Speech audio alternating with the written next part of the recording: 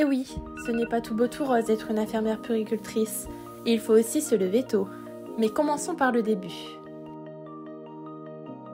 À la suite des 3 années d'études infirmières, l'étudiante a la possibilité de passer un concours pour l'admission en école d'infirmière puéricultrice. Celui-ci n'est pas gratuit et varie entre 40 et 120 €. Il comporte une épreuve écrite avec 50 questions et des tests psychotechniques et est suivi d'une épreuve orale avec un entretien si la note de l'épreuve écrite est supérieure ou égale à 8 sur 20.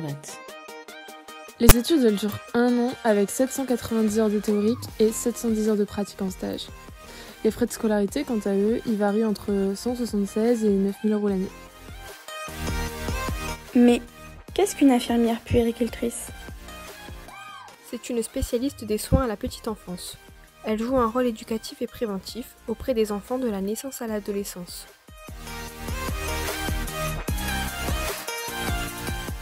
Quelles sont ses missions ?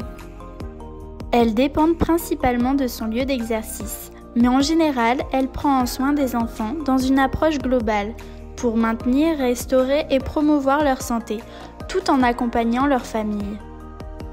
Elle réalise aussi des soins techniques à l'aide de matériel adapté à la petite enfance et elle collabore avec une équipe pluridisciplinaire, comme les sages-femmes, infirmières, auxiliaires de puériculture ou encore aides-soignants.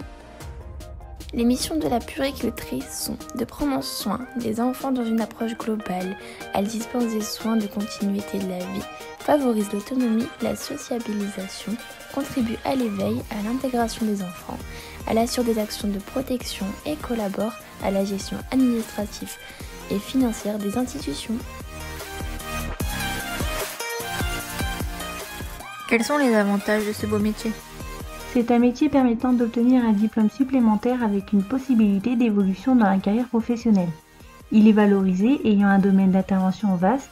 On peut le pratiquer en milieu hospitalier comme par exemple la maternité, la pédiatrie, l'HAD, mais également en extra-hospitalier, les crèches, les PMI ou les pouponnières.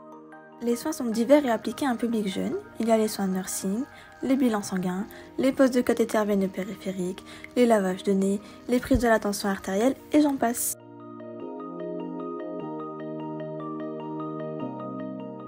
À combien peut s'élever le salaire ?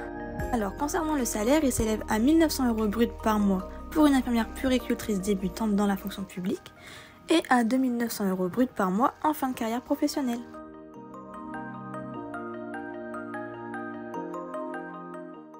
Vous n'allez plus vouloir rentrer chez vous, je vous l'assure.